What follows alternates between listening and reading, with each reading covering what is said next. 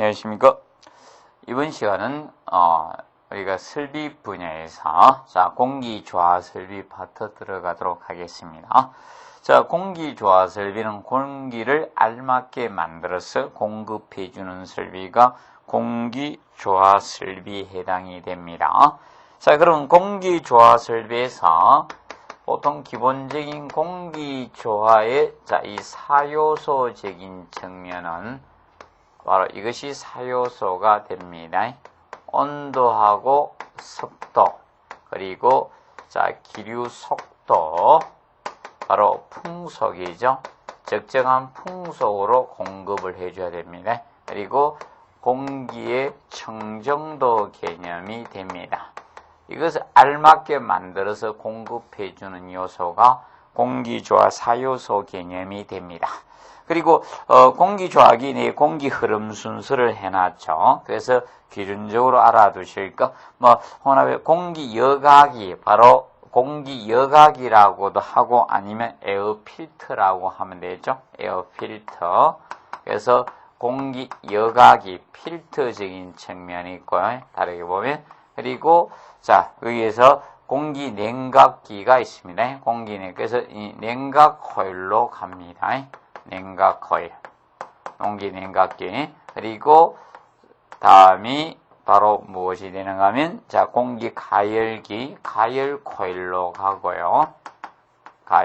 그리고 다음이 순서가 가습기죠. 가습기. 그리고 밖으로 불어내게 되죠. 그래서 송풍기. 이 순으로 일반적인 된다는 규정 간단히 한번 정리해 놓으시고요. 송풍기. 그래서 여가장치가 제일 먼저 됩니다. 사람으로 치면 콧물 냉각됐다 안에 들어가서 가열되고 가습해서 밖으로 나오죠. 그래서 이렇게 한번 알아두시고, 그 다음에 공조설비 조닝을 해놨습니다. 쉽게 이거 지역 구역별로 우리가 해주는 것을 조닝이라고 하죠. 그래서 에너지 절약을 하기 위해서 동일하게 공급을 해주면 문제가 에너지가 소비가 너무 큽니다. 그래서 좋은 지역 구역을 나누어서 우리가 해주는 것을 조닝이라고 하죠. 그래서 조닝은 방위별로 동서남북에 따라서 받는 부하나 이런 게 다르죠. 그래서 그 동서남북 방위별로 존을 구성할 수도 있고, 그 다음에 사용 시간대별로 우리가 조닝을 할 수도 있고, 그리고 여기서 부하가 많아야 적으냐 이기 따라 우리가 할 수도 있는 것이고, 그 다음에 예를 들어서 같은 조건별 우리가 할 용도별, 그래서 실의 용도에 따라서도 차이가 있으니까 그렇게 우리가 할 수도 있는 거죠. 조닝을 할 수도 있다. 간단히 보시고요. 그 다음에 이제 공기조화 방식에서 전공기 방식, 공기수 방식, 전수 방식, 냉매 방식이 있습니다. 자, 그러면 기본적으로 우리가 스타일상 잘 내는 시험이 전공기 방식하고 전수 방식에 대해서 이제 이 개념은 저거죠. 어떤 열 매체를 이용했느냐.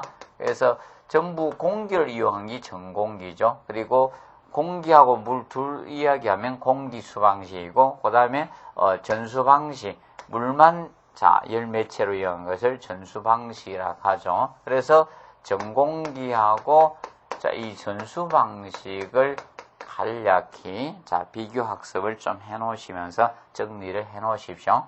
전공기는 전부 공기를 이용한 겁니다. 공기, 바로 온풍이나 이런 냉풍을 활용한 거고요. 만들어서 공급한 거. 그리고 이거는 물이죠.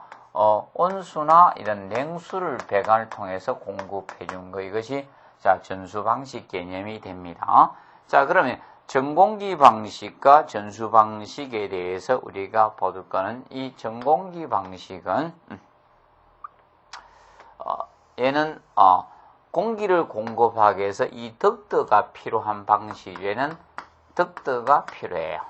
덕트가 필요하고, 그 반면 얘는 덕트는 필요가 없는 거예요. 그래서 이거는 배관이 필요한 거예요. 배관 코일이 필요한 거죠. 배관을 통해서 물을 공급하다 보니까 얘는 배관이 얘는 배관이 필요 없고 얘는 떡더가 필요하죠. 이건 배관으로 공급해 주는 것이 전수 방식 개념이 됩니다. 전공기. 그럼 전공기 방식은 온풍에는 냉풍으로 공급하다 보니까 자, 이 실내 공기 오염은 얘가 적습니다. 실내 공기 오염은 얘가 적고요. 근데 이거는 냉수 온수를 해야 되는 실내 공기만 돌리다 보니까 실내 공기 오염이 얘가 클 수밖에 없는 방식이 전수 방식입니다. 물을 이용하다 보니까. 그리고 에너지 절약을 위해서 이 전공기 방식은 중간기나 우리가 동계, 봄, 가을이나 이런 동계에 차가운 외기를 끓여들여서 냉방에 활용할 수가 있습니다. 그래서 이거는 외기 냉방을 할 수가 있는 거예요. 외기 냉방이 되는 반면에 이거는 물을 가지고 하니까 외기 냉방이 되지 않는 겁니다. 전수 방식은 외기 냉방을 할 수가 없습니다. 외기 냉방이 안 된다는 측면을 기억하시고, 그 다음에 얘는 누수의 우려가 물을 공급해 주는 게 아니라 누수의 우려가 없습니다. 그 반면에 얘는 물을 공급해서 하다 보니까 이 누수의 우려가 있는 거죠. 누수의 우려가 있는 것이 바로 이 전수 방식이 누수의 우려가 있다라고 보시면 되겠습니다. 자, 정리하시고요.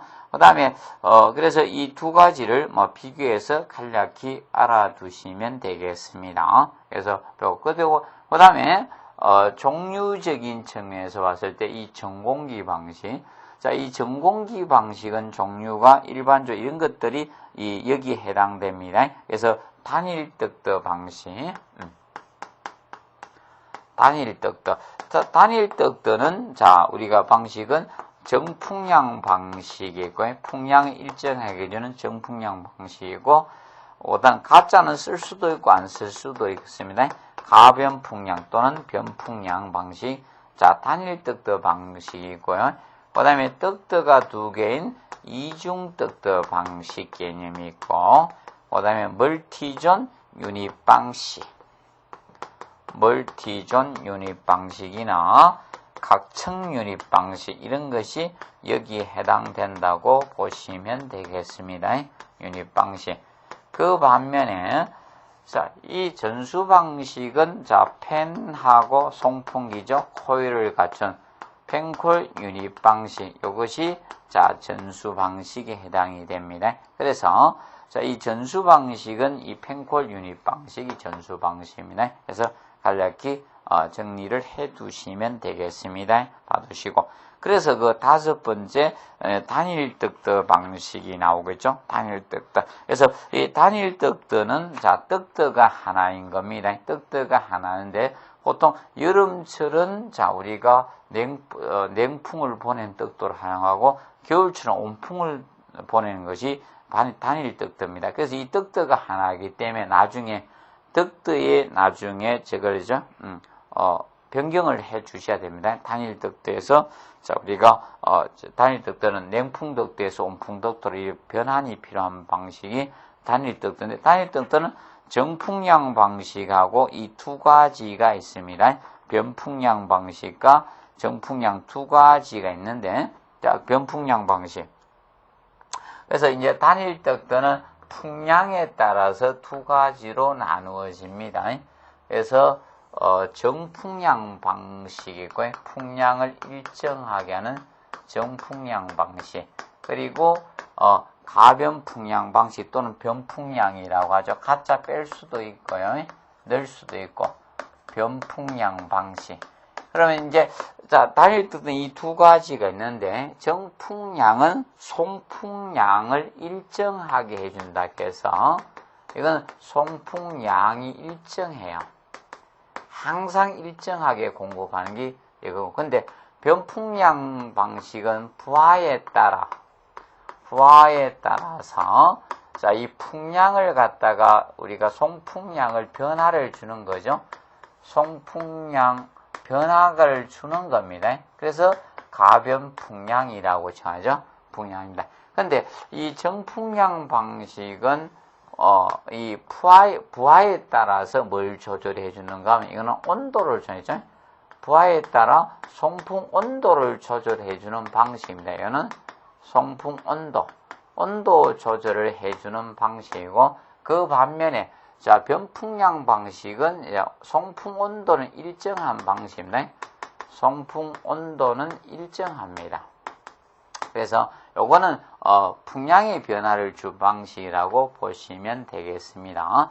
그리고 이 두 가지를 이제 에너지 두 층에서 에너지를 측면으로서 에너지 소비는 얘가 조금 많이 들어갑니다. 에너지 소비 얘가 들어가고 얘가 에너지 소비가 적습니다. 그래서 이 변풍량 방식이 바로 에너지 절약형 방식이 변풍량 또는 가변풍량이랄까, 얘가 에너지 절약형입니다. 에너지 절약형 공조 방식은 하면 바로 이 변풍량, 가짜는 넣을 수도 있고 뺄 수 있는데 가변풍량 방식을 기억하시면 되겠습니다. 그래서 간략히 비교해 두시고요. 그런데 이 정풍량 방식은 어디에 쓰는가 하면 단일 대공간에 써요. 단일 대공간, 중대형 사무소 같은 데나 아니면 뭐 극장이나 이런 백화점 이런 단일 대공간 쪽에 쓰고요. 요거는 보통 이 사무실 건물의 외부 쪽에 일사량 변화가 심한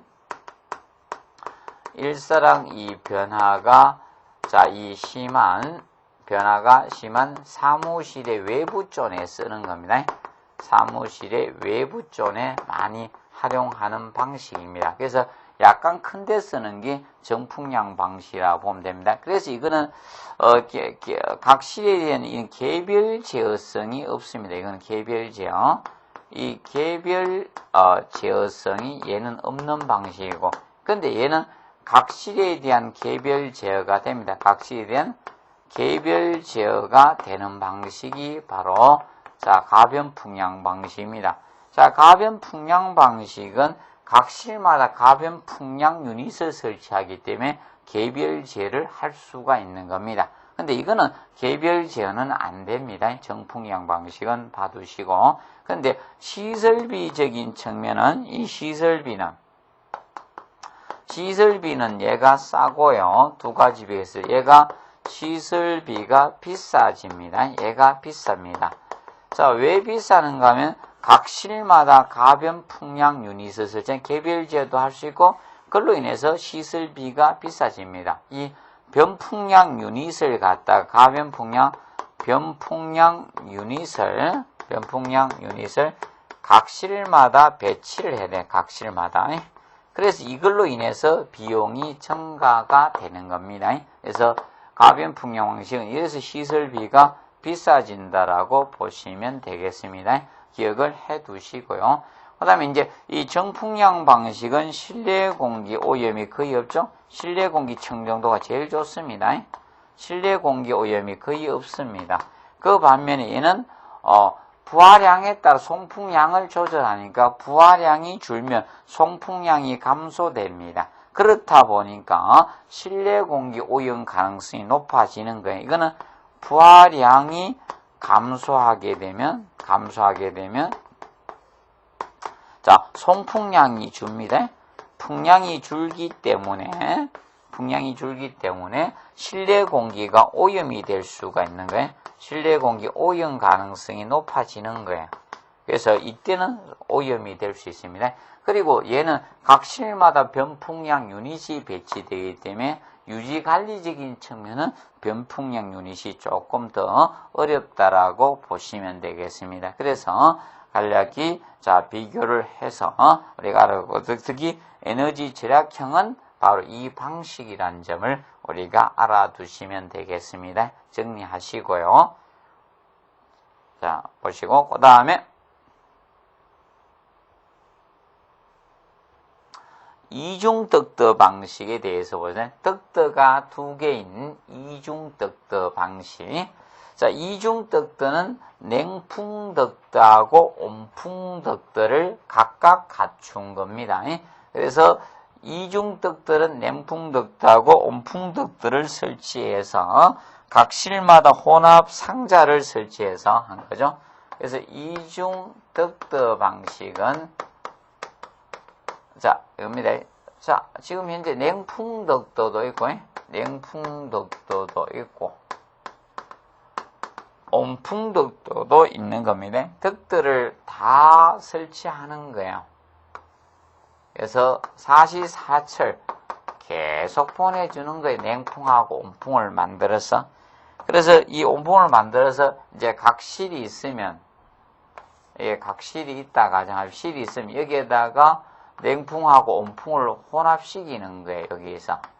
여기서 각 실에다가 혼합 상자, 혼합 유닛을 설치해서 여기서 냉온풍을 믹스해서 우리가 해주는 겁니다. 그렇다 보니까 개별 제어를 할 수 있는 게 바로 이중덕더 방식이 되는 겁니다. 그래서 우리가 그러면 이 이중덕더 방식의 특징은 우리가 알아두실 것이, 자, 이 이중덕더 방식은 에너지 다소비형입니다. 에너지 다소비형입니다. 그래서 에너지 다소비형 순서가 넘버 1등이 바로 이중덕더입니다. 그래서 이건 에너지 절약형이 될 수가 없는 겁니다. 2등이 바로 누가 되는가 하면 바로 멀티존 유닛 방식입니다. 그래서 1등이 에너지 다소병의 바로 이중덕더 방식이 에너지 다소병입니다. 그래서 보시고, 그러면 여기 냉온풍을 여름이든 겨울이든 계속 혼합해서 하다 보니까 에너지 손실이 가장 큰 방식, 혼합 손실이 큰 방식이 바로 이중덕더 방식 개념이 되는 겁니다. 에너지 손실이 가장 많고요. 그러면 시설비도 비싸고 딱도 2개 보내야 되고 혼합 유닛 설치해야 되니까 시설비도 비싸고요. 그런 측면이 바로 이중덕더 방식이라고 보시면 됩니다. 근데 이중덕더 방식 장점은 개별 제어, 각 실마다 혼합 상자를 설치하니까 자, 개별 제어를 할 수가 있는 방식이고, 그 다음에 냉난방을 동시에 할 수가 있습니다. 여기 난방을 하다가 냉방으로 순환할 수도 있는 게 바로 이중덕더 방식이라고 보시면 되겠습니다. 그래서 이 이중덕더 방식은 그래서 에너지 다소비, 그리고 사용실은 일반적으로 냉난방 분포가 다양한 건물, 다양한 부하가 있는 데는 이 이중덕더 방식 형태로 간다고 보시면 되겠습니다. 정리를 해 두시고요. 그 다음에 저 방식에 대해서 이제 펜코일 유닛 방식, 펜코일 유닛 방식. 자, 이 펜콜 유닛 방식이 자 7번에 나오죠. 펜콜 유닛 방식. 펜콜 유닛 방식이 바로 전수 방식에 해당되는 거죠. 전수 방식. 물을 이용해서 공급하는 전수 방식이 펜콜 유닛 방식 됩니다. 전수. 물을 이용하는 방식이다. 그러면 펜콜 유닛 방식은 자 어떤 유형인가 하면 자 이런 겁니다. 자, 소형 공조기를 갖다가 각 실마다 설치를 한 겁니다. 소형 공조기를 각 실마다 설치를 해서 자, 중앙기계실에서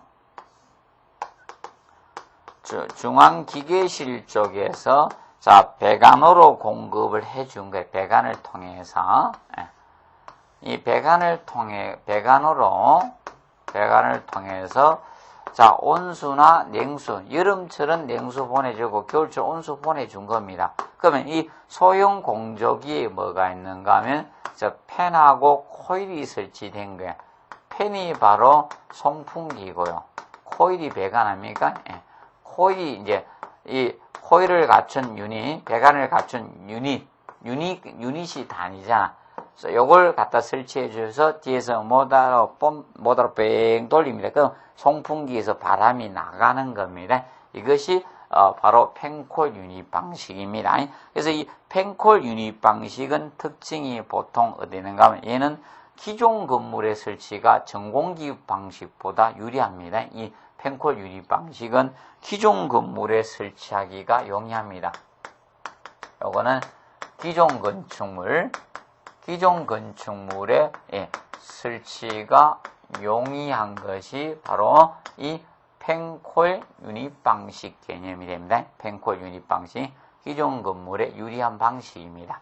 왜 그런가 하면 요 공조기 설치, 배관만 설치하면 우리가 공사를 할 수 있기 때문에 유리한 방식이라고 보시면 됩니다.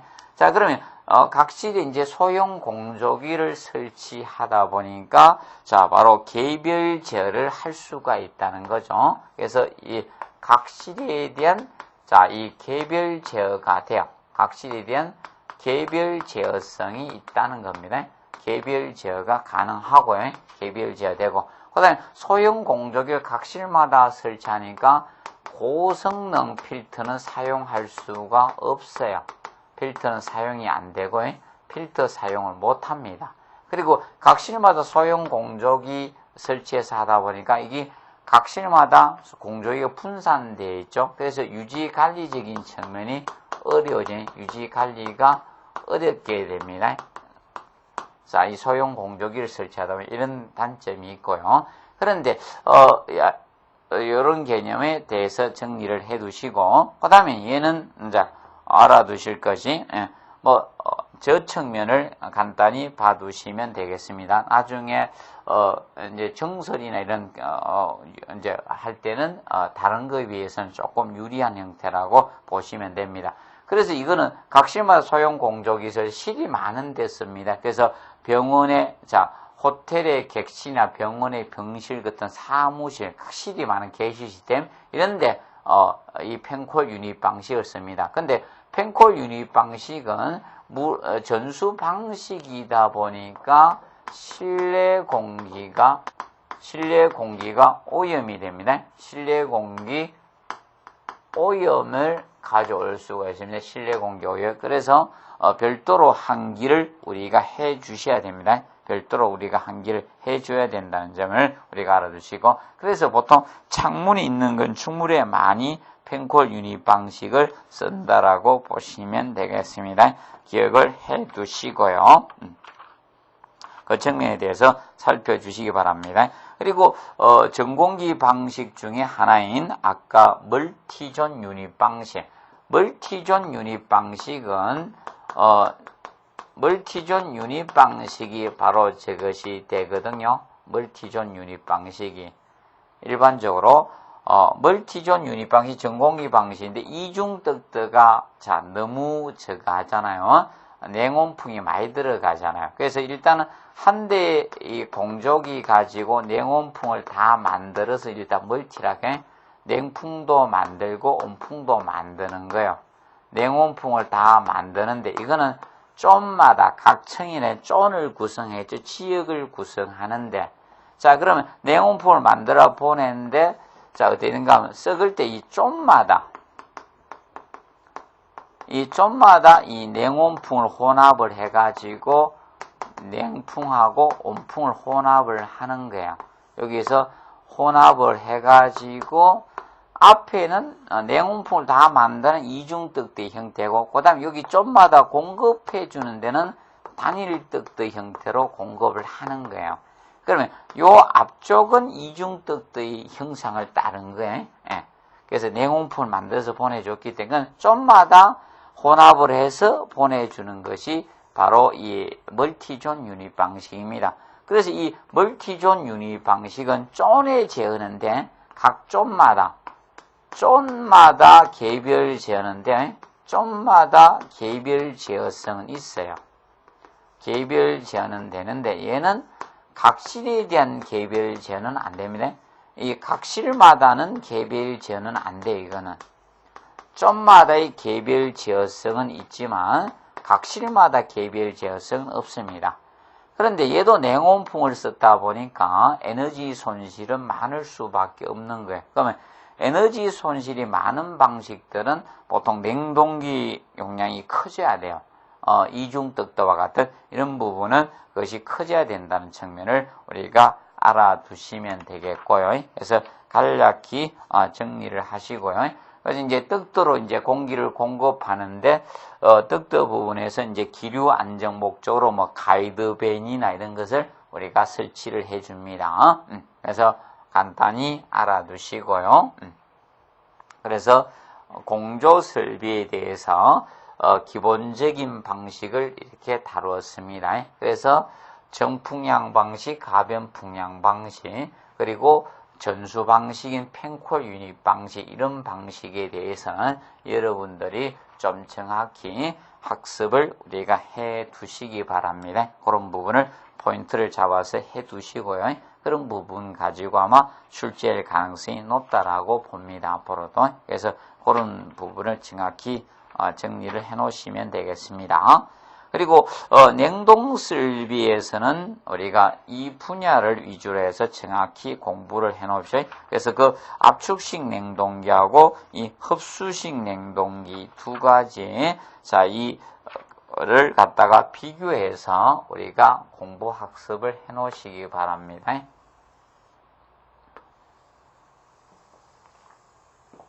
그래서 압축식 냉동기, 보통 우리가 일반적으로 아파트에 있는 에어컨이 압축식 냉동기라고 보시면 됩니다.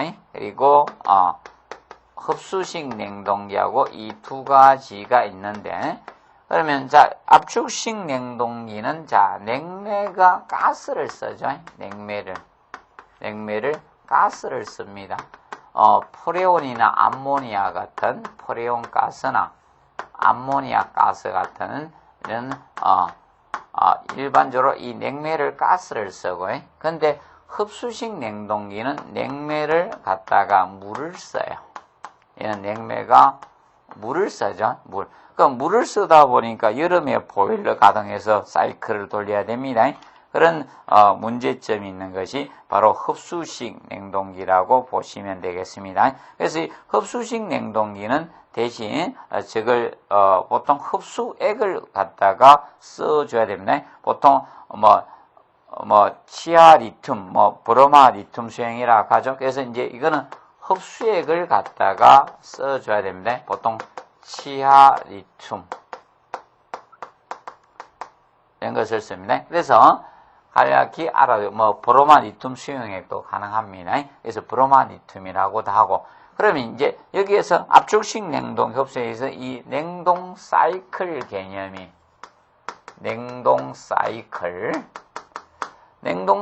압축식 냉동 사이클의 흐름은 자, 제일 먼저 압축기입니다.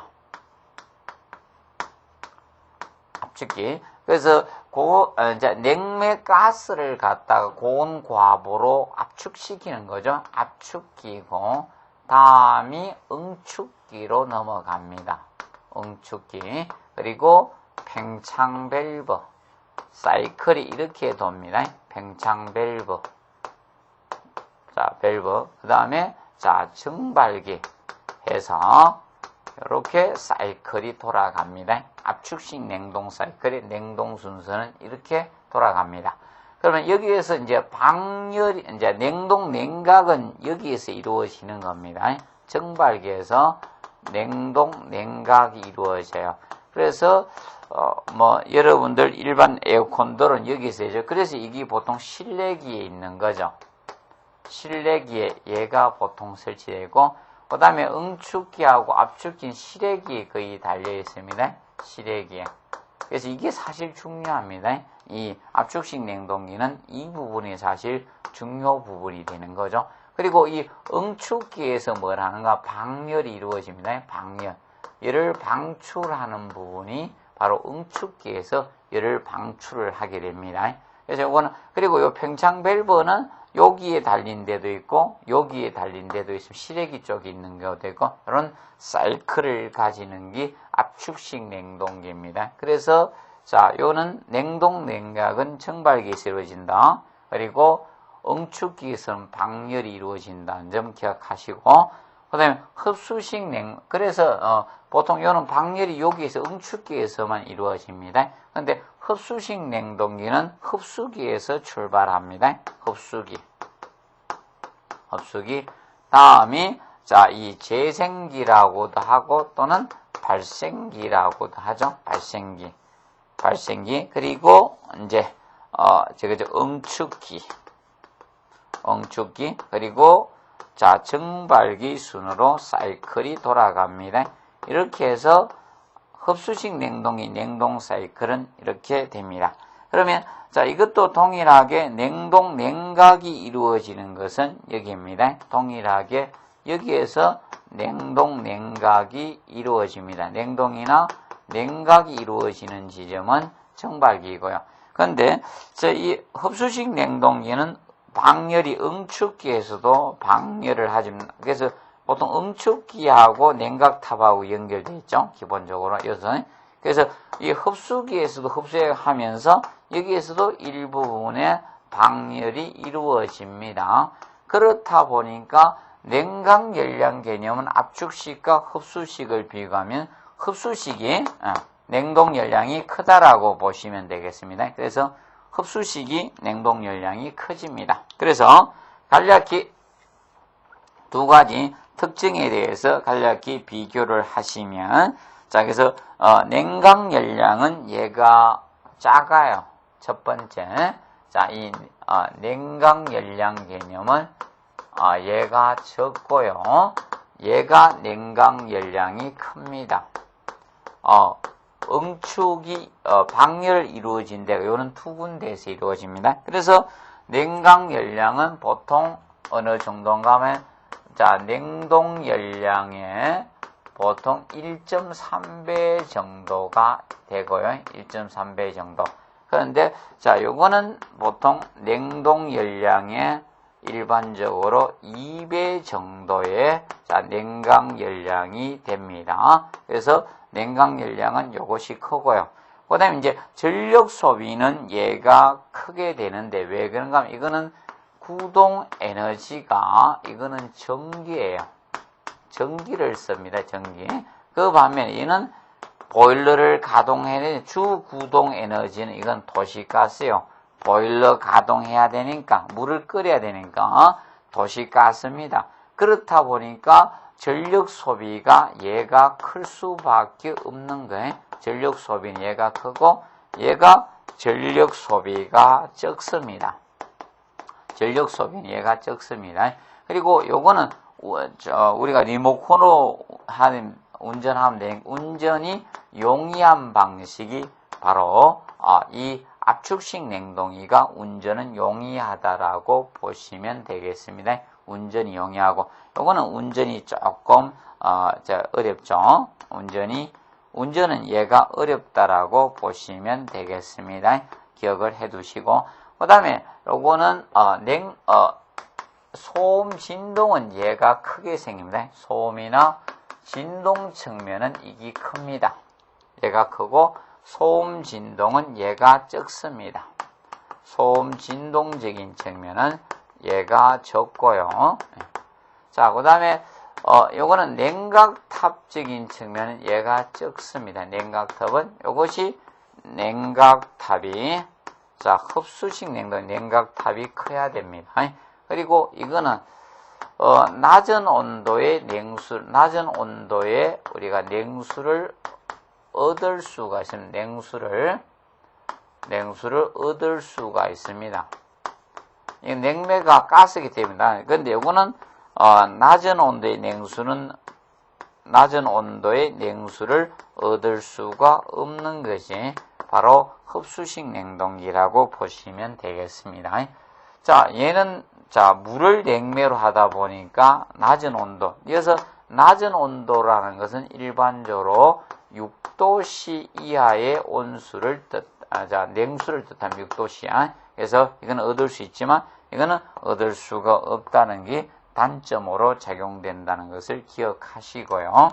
그래서 우리가 그 측면을 두 가지를 비교해 드렸습니다. 간략히 알아두시기 바랍니다. 그런데 요거는 여름철에도 저것을 보일러를 가동해야 됩니다. 냉매가 물이다 보니까. 그래서 특히 이거 헷갈리면 안 된다.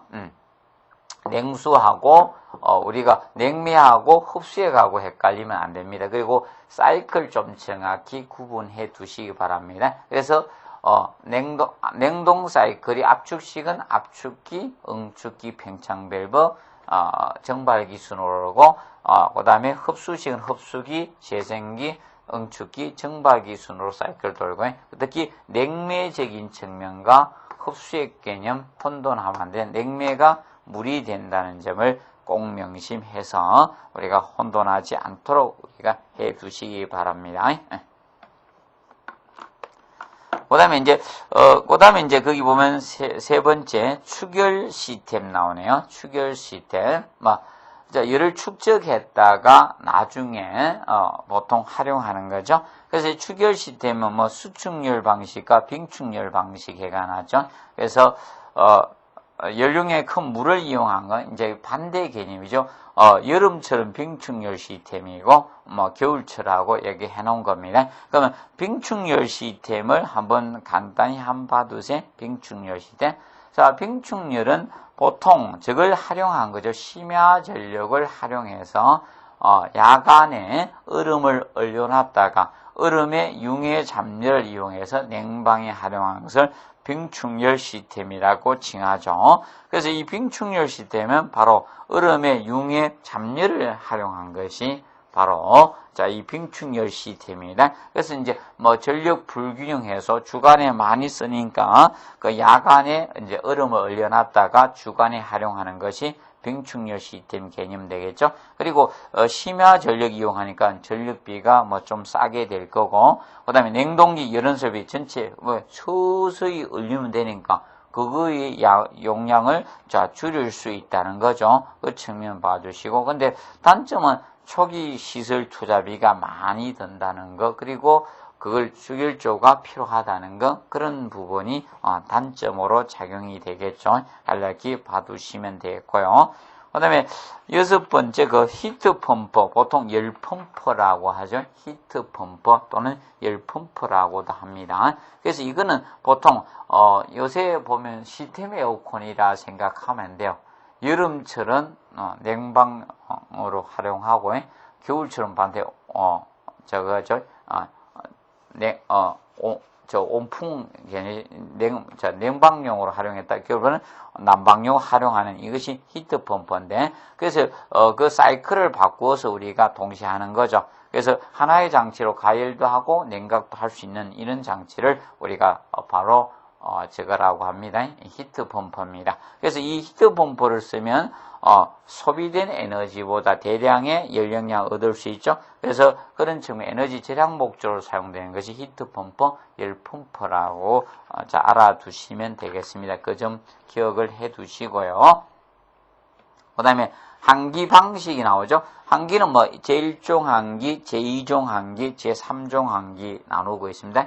1종 항기를 병용식 항기. 그래서 이거는 저거와 관계없이 해주는 거죠. 실내 압력이나 이런 거와 관계없이 가장 강력한 항기죠. 항기량이 가장 많이 되는 것이 바로 제1종 항기, 병용식 항기였습니다. 그럼 병용식 항기는 이런 무창천 건물이라든지 아니면 이런 병원의 수술실 같은데 이런데 우리가 쓰는 것이 제1종 항기, 병용식 항기입니다. 실내역과 관계없이 할 수 있죠. 둘 다 송풍기와 배풍기를 이용해서 항기하는 것이 제1종 항기, 병용식 항기고, 그 다음에 제2종 항기는 우리가 압입식 항기로서 송풍기만을 이용해서 강제로 공급해 주는 게 바로 압입식 항기 개념이 될 겁니다.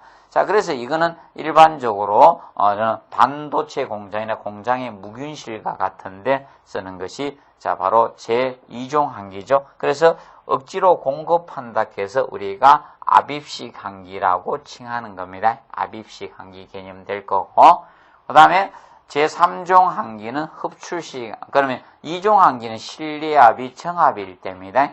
플러스 압이 잘 안 들어가니까 억지로 기계로 압입을 시키겠다는 개념이고, 그 다음에 흡출식 항기, 제3종 항기는 실내압이 부하, 마이너스 압이 걸렸을 때, 들어가기는 잘 들어오는데 밖으로 나가지 않으려고 할 때 억지로 빨아내는 것을 흡출식 항기라고 칭합니다. 흡출식 항기. 그러면 이 흡출식 항기는 이제 실내압이 마이너스 압이 되는 이 가스 같은 게 많이 생기는 주방 같은 데나 아니면 화장실, 욕실 같은데 자, 이 제3종 흡출식 한기를 쓴다라고 보시면 됩니다. 그래서 기기 한기에 대해서 우리가 다루어놨고, 그 다음에 필요 한기량 계산에 대해서 나오는데, 실내 환경 기준에 이거 지표를 갖다 거기 정립하고 있죠. 뭐, 온도, 그 다음에 습도, 그리고, 자, 이제 기류 있는데, 보통, 그 습도는 40에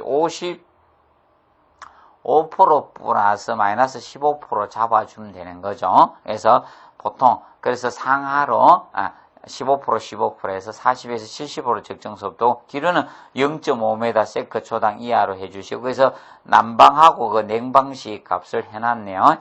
비교해 두면 되고, 그 다음에 이제, CO, 일산화탄소는 10ppm 이하고, 그 다음에, 탄산가스는 1000ppm이고, 먼지 부유 분진량은 0.1cm, 0.15mg 이하가 돼 주시면 되죠. 그 다음에 한기 횟수. 자, 한기 횟수는, 자, 일반적으로, 한기 횟수. 자, 이 한기 횟수 N의 개념은 한기 횟수 N은 보통 필요 한기량을 갖다가 필요의 한기량을 실의 용적으로 나누면 되죠. 필요 한기량을 실의 용적으로 나눈 것이 이게 자 됩니다. 그래서 식을 바꾸면 필요 한기량은 그러면 실의 용적에다가 한기 횟수를 곱하면 되죠. 실의 용적 최적에다가 한기 횟수를 곱하면 되는데 한기 횟수 이 N을 곱하면 되겠죠. 근데 이 한기 횟수는 우리가 신축 공동주택의 이 한기 횟수 개념이 자 바뀌었습니다. 얼마 전에 법은 자주 바뀌다 보니까 그래서 이 신축